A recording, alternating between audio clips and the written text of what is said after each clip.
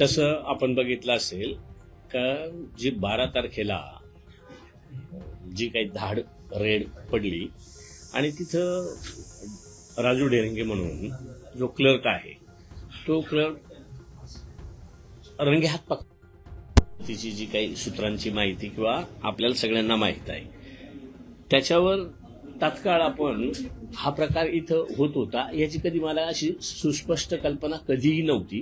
कारण तसं ऑफिस आणि माझं कार्यालय हे जवळ जरी असेल तर प्रत्येक क्लर्क किंवा प्रत्येक ओएसडीच्या कार्यालयात किंवा त्याच्या बसायच्या व्यवस्थेत जवळ जाऊन पाहण्याचा काही कधी प्रसंग आला नाही।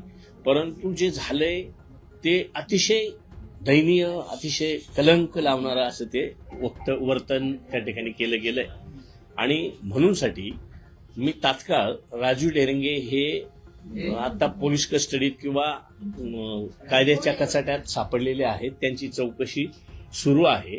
पण त्याबरोबर मी आपल्या विभागामार्फत एक स्वतंत्र चौकशी नेमून आणि सहआयुक्त दक्षता आणि पोलीस उपायुक्त यांच्यामार्फत एक चौकशी करण्याच्या निर्देशित केलेला आहे। त्या पद्धतीनं त्यांची चौकशी त्या ठिकाणी चालू आहे। त्यानंतर त्याचा गोपनीय अहवाल जो काही असेल तो मला त्या ठिकाणी द्यावा। त्याच्यानंतर जी कार्यवाही आहे ती त्या ठिकाणी केली जाईल। परंतु त्याच्या आधी ते आपल्याकडे उसनवारी तत्वावर होते, अन्न पुरवठा विभागाचे कारकून क्लर्क ते आपल्याकडे होते। आपण तात्काळ त्यांना सामान्य प्रशासन विभागाला एक पत्र देऊन आणि त्यांची प्रतिनियुक्ती तात्काळ रद्द करून त्यांना मूळ आस्थापनेवर त्या ठिकाणी वर्ग करायला सांगितलं आणि त्या पद्धतीनं कार्यवाही सुरू आहे।